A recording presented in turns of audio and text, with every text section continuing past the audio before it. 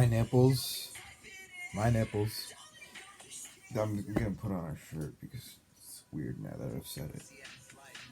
There was a Nick Fuentes clip.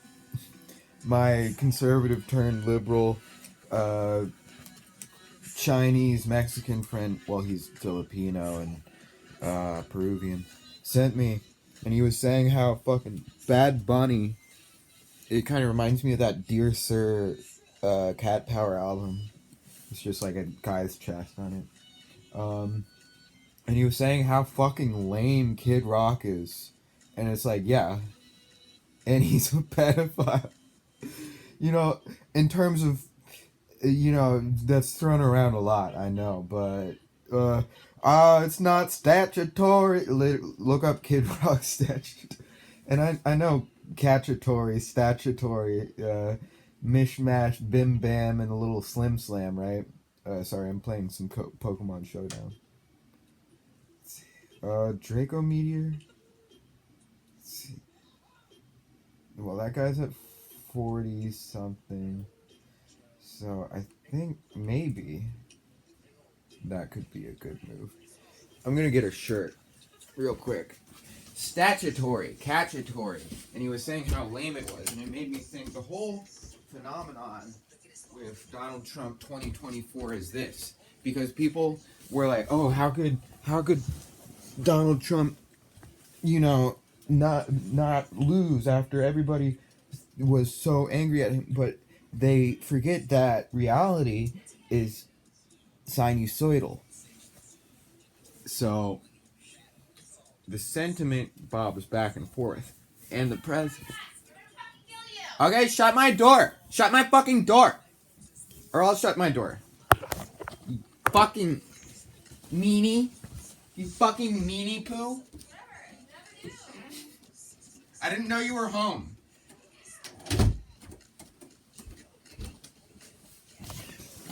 That me. That meanie fofini. Oh god. Okay, is this a scarf Zarud? Yeah, I think that's a scarf Zarud. What do I do, man? Maybe switching that because I think he can survive and knock off. Yeah, very handily. Then do.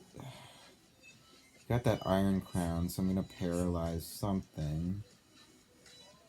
Paralysis is a good move. Ghettoization is the thing he said. And it's ironic because you have this phenomenon where Donald Trump is more and more popular, but actual, conservatism feels like it's less and less popular, except sort of people's sort of schizophrenia around, whether or not they'll vote, whether they trust, and all this different stuff. And people are all in the media making the convincement hypothesis, which is basically that Democrats are, all progressive and then they're too woke and they allow for the uh, abolish all police and abolish ICE narratives, which nobody likes, which liberals end up being wrong all the time. And by liberal, I mean centrist, like how people say it on Twitter, end up being wrong all the time because they sort of judge things as though they have perfect information, which they don't. Which you see, for instance, ICE, the polling was, it's very unpopular to abolish ICE. But then it's gone slowly to the point where it's far more popular nowadays to / Randbats Iron Crown to abolish ICE because people realize it's not just some neutral force. The crazy axis has been flipped, whereas the crazy used to be Antifa, now it's the ICE people who are just dragging people out of their cars and shooting them and all this different stuff. And fuck, I knew that was gonna happen. But it seems like a pretty clean sweep of the rest of these people. If I can just, do a few knockoffs, do a few.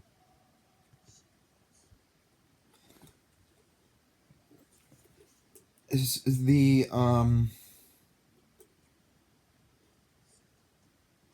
fact of the matter is that in the 2024 election, 2016, right?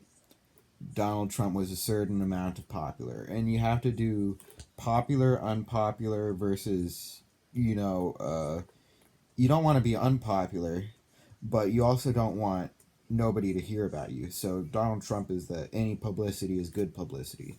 And for a second we thought, oh, he's infamous, so he's being kicked out because of the COVID and all that stuff.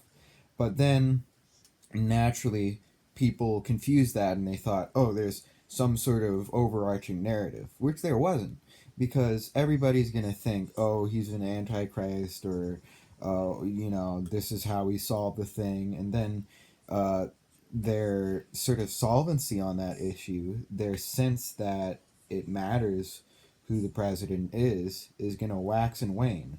There's going to be, a million or so people in the 2020 election who are like, this is the one that matters, and a million who are like, that doesn't matter, I'm voting green. That was me. I voted green in 2020. And then they're going to, switch over. There's going to be a million people who are like, oh, that didn't matter, now it does. And a million people who are like, it did matter, now it doesn't. Because people are fickle. People don't assign themselves neatly to overarching narratives. That's the whole thing postmodernism exists for. But the irony with postmodernism is that postmodernism can become sometimes an overarching narrative. Um, let's see, Empoleon. Uh,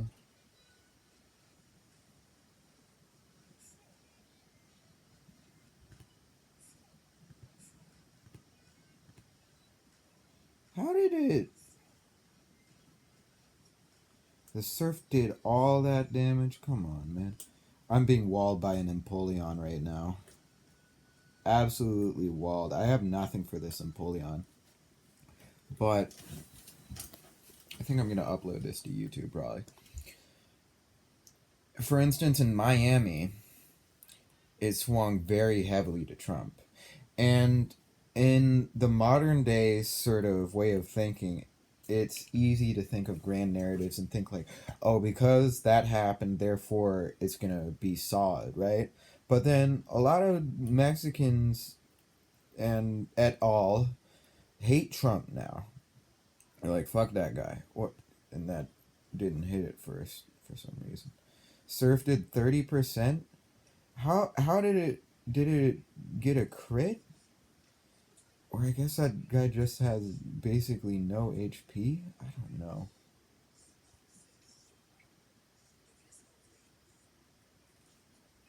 I don't know how Shed Tail works, man. Let's see. He has Surf. I have Wish. He's gonna knock me off or something like that. Play rough.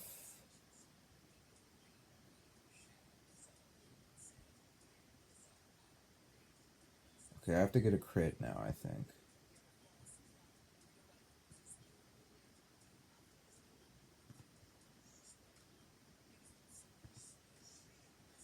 Okay, and I cannot. I have to paralyze this guy. And then, let's see. Play rough it again. Here, I'll let you see this.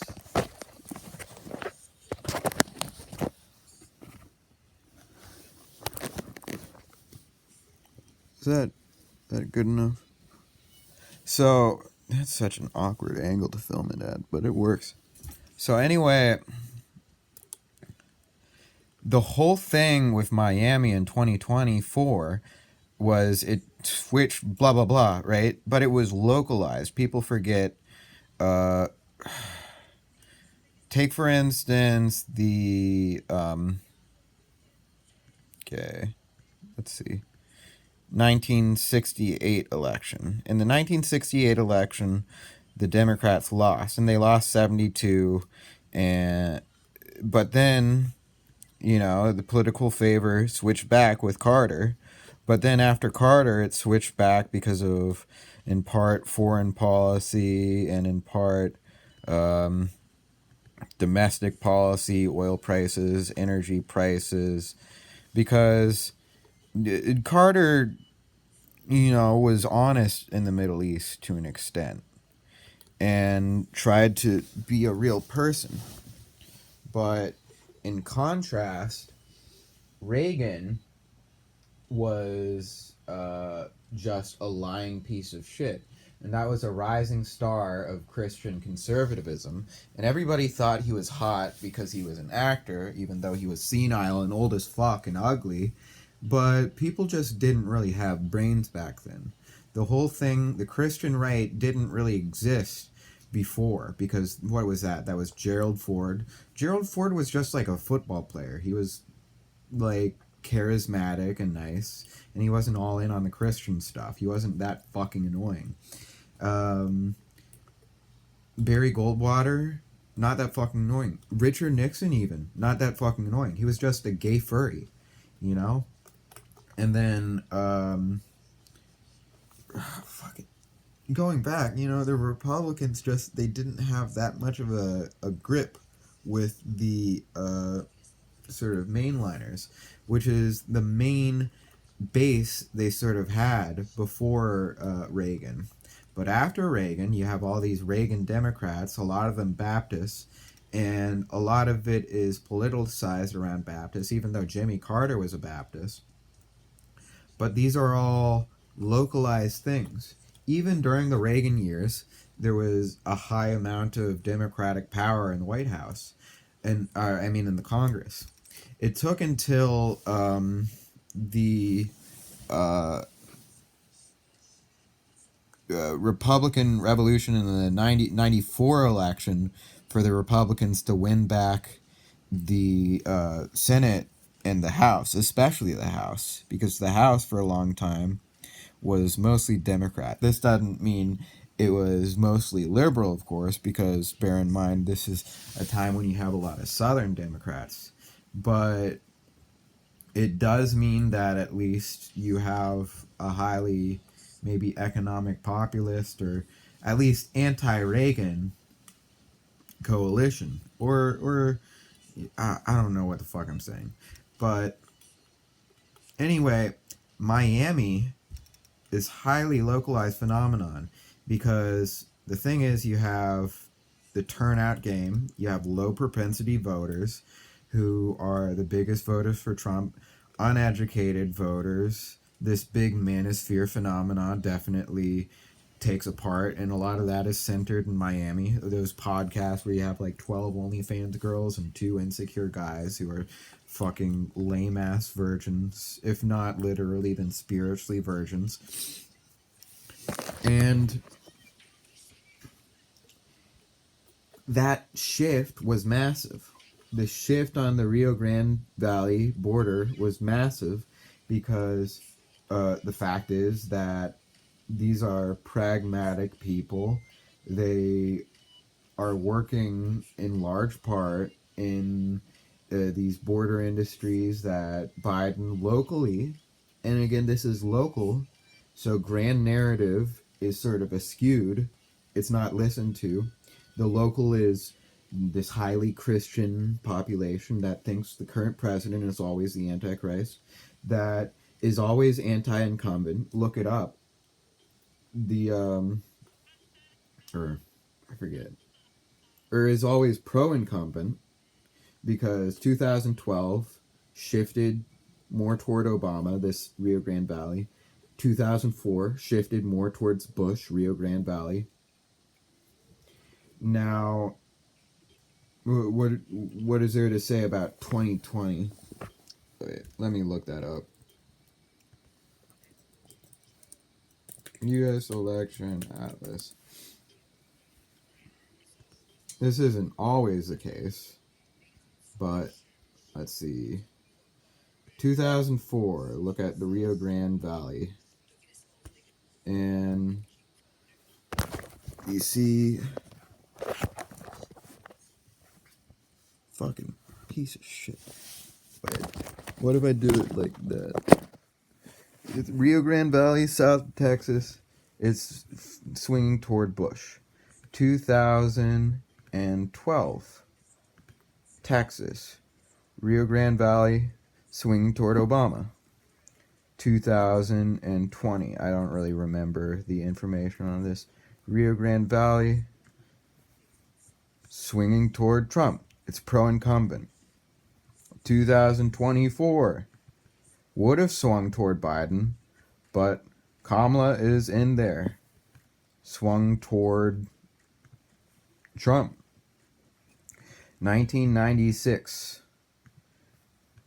Swung toward, I can't really tell, but probably toward Clinton, etc. So there are heavily pro-incumbent areas of the country. They exist, but this isn't something that's easy to understand either in local narratives or in terms of grand narratives, because this is like a sort of political election nerd sort of shit. No, I don't need to deliver to ATEC. But in the same way, I wonder how Miami worked. Because I hear Hispanics, are like pro-incumbent a lot of the time. Miami 2004 towards Bush. 2012 towards Obama, except for Palm Beach County. 2020 toward Trump. 2024 and am I saying that Biden should have run again? Maybe, but the whole thing with Kamala wasn't per se that she had no fucking name recognition whatsoever, no sort of awareness of her except for like the leftists saying that she was a cop, and like the centrists who, these people are all on Twitter. The people who were aware Kamala Harris existed don't exist. Everybody called her Kamala. The fact is, popularity is a thing. And you're going to be kind of vacillating between, oh, this guy is the Antichrist, this guy isn't the Antichrist. In 2020, more people thought Trump was the Antichrist. But in 2024, they were like, maybe she's more the Antichrist. Because they were like, well, she's a cop too. She's also, really firm on this border stuff. She was given an awful position in the Biden cabinet as the borders are. So she was both seen as too far to the right on immigration and also too far to the left on immigration. An awful position to be in. And she had no sort of credibility in terms of a vote. And all this stuff, I'm not trying to like say, oh, Kamala Harris, terrible candidate. I'm just saying, as a matter of fact, it was done awfully. It was done terribly. They were caught with their fucking pants down.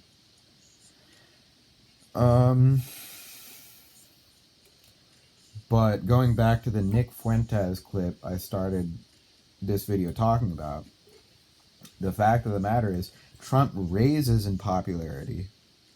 And it's kind of pretentious sometimes saying it, to say, oh, Trump is the only guy, right? And he's the only one who's really particularly popular, and other people ride his coattails.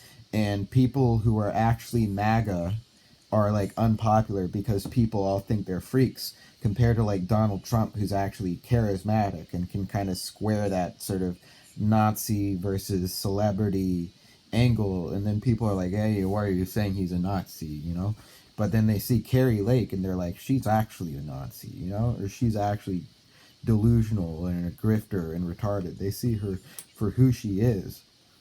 At least some margin of people who are actually paying attention to politics and are acting with a bit of self-awareness.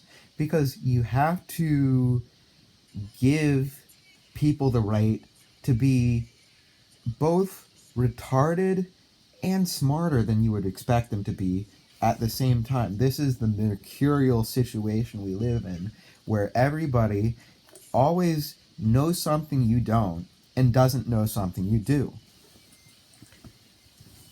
So Trump is the grand narrative everybody's working with. That's what people forget. People forget that, oh, Trump is going to die soon. And then there's maybe going to be a fascist takeover. They might try a fascist takeover. That could very well happen. But the problem with that is that they don't got their Hitler. They don't got anywhere near the riz of Hitler. J.D. Vance, no Hitler riz. Kanye West apologized for saying Hail Hitler. Clavicular, nobody's even fucking heard of that guy. He just came back in like December. Charlie Kirk, dead. Erica Kirk, she's a woman. Any woman, Candace Owens, good luck, buddy. Good luck. I do want that to be next president, though. That would be so funny. Clarence Owens, Clarence Thomas, I mean.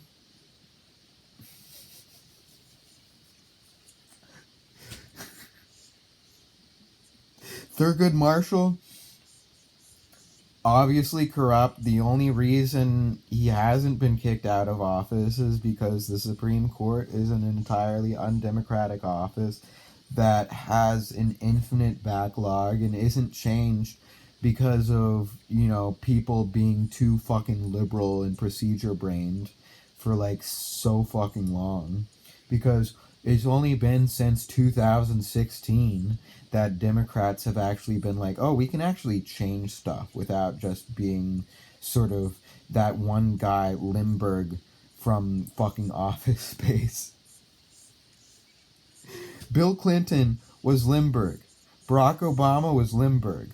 Joe Biden was like basically that guy who Limburg stole a staple from. And that's why he also burned down in flames. So the whole thing with this, basket case coalition that the Republicans have, which is a mixture of the economic conservatives, the war conservatives, and the Christian conservatives and the racial conservatives. So like kind of four things. The racist ones try to pretend that they're not that racist, and they kind of square their narrative with the Mexican ones and the two black ones and the 5 Asian ones. The Christian conservatives try to pretend they don't want a Christian ethno-state to all the, just libertarian conservatives. The libertarian conservatives try to pretend that they're, pro, anyone being alive but them. And all the, sort of spare persuasion voters who've gone crazy on TikTok or YouTube or whatever, or persuasion sit-at-homers, which is a big reason why Trump won each time he won. Just people being like, fuck it, I don't like Democrats.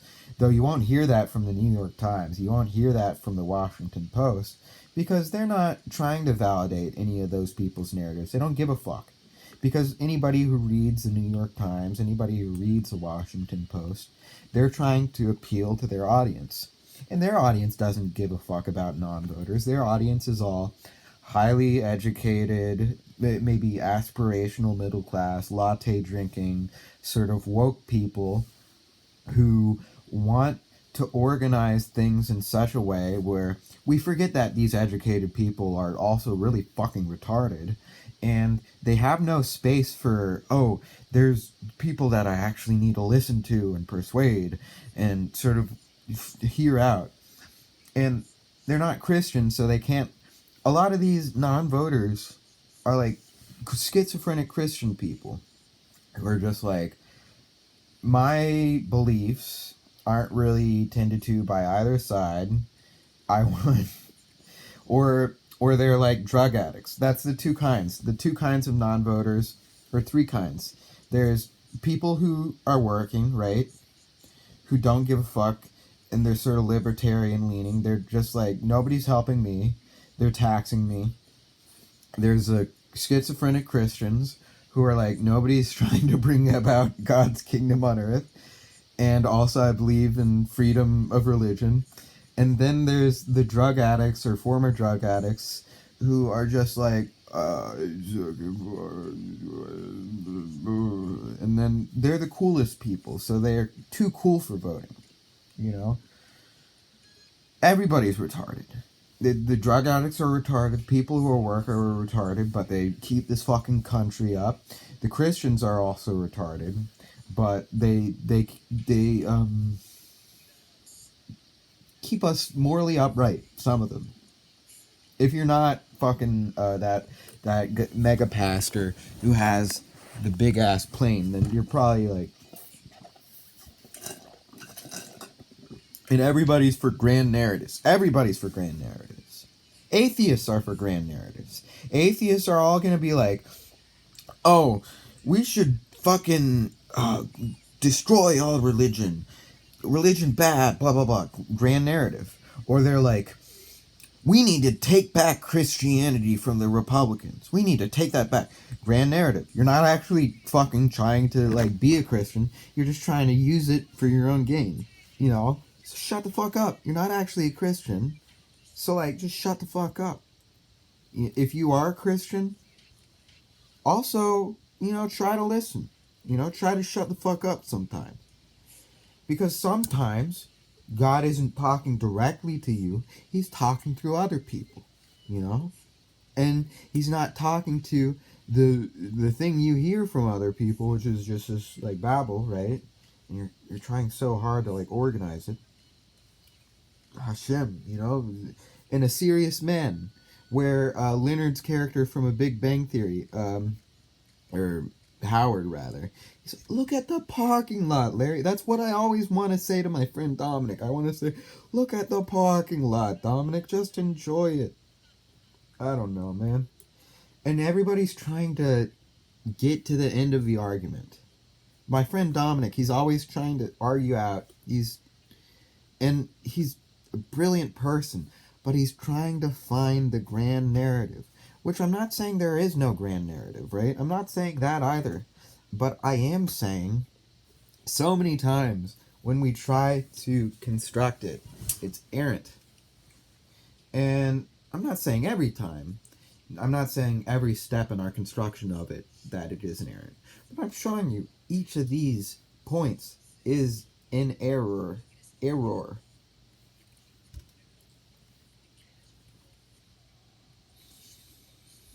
There is secular trends, and secular trends go a certain way, right? So a secular trend, it means that, for instance, the acceptance of gay people is increasing over time. But then I also saw on Twitter, oh, it's leveling out, right? Which is probably because it's reached a certain carrying capacity, and the opposite weight of like anti-gay rhetoric is, blah blah blah. And then your argument over time has to go in one direction or other. It's either maybe it goes to 0 and like everybody's like fuck gay people, or it goes to 100 and everybody's like yeah gay people, or maybe it fluctuates over time infinitely, or maybe it finds a new slightly lower, slightly higher, significantly lower, significantly higher sort of carrying capacity where it's steady at, right? But it's become so important for people. And what people forget is that people don't actually care about what they're thinking at the time. If I'm like, oh, I love this macaroni and cheese, that doesn't mean I'm like super invested in loving macaroni and cheese. And if I'm like, fuck gay people, that doesn't mean I'm super invested in like killing gay people. It just means that I've been captured by this narrative for since Obergefell, for like 13, 14 years, whenever Obergefell was passed, that says how gay people are trying to ruin America and they're molesting everybody. And people are caught in that for years, for decades. But then over time, these narratives die. There are no more people who are trying to put goat testicles in us. Like Wilford, like Brinkley, who ran for governor of Kansas, uh, and had radio stations that would like make toasters and chain link wire fences vibrate. But we have the benefit of hindsight, but we never use it. We think everything that's happening currently is going to last forever because it feels like it lasts forever. We have it's called projection. It's projection into the future. Not psychological projection, but we project the point at infinity, the point of our catharsis that we imagine immortality or whatever, or immortal torture in hell, and we project it into our lives, because the one thing that the human mind cannot tolerate is ambiguity. Even if you are a lulu woo woo whoopy person on all the drugs, you still have some sort of stability. And if you don't, then we can't understand you. We can't even make heads or tails of you. And if you have some amount of, reaching asymptotically, uh, complete toleration for ambiguity, you sound a bit batshit. Just a little bit batshit. But we're all working in moral systems. We're all working towards something. We just don't know what that is. I think that's, at the end of the day, what I can agree with people on, is that this isn't just some game we're playing. It's not just meaningless. It has some meaning, and I'm willing to work with people on carrying out that meaning, even if I don't agree on the symbols and personalities and blah blah blah and the moving parts involved. Even if, say, I'm like a vegetarian or a vegan, doesn't mean I can't, work at a soup kitchen for homeless people that uses beef broth and stuff like that. Because life is strange.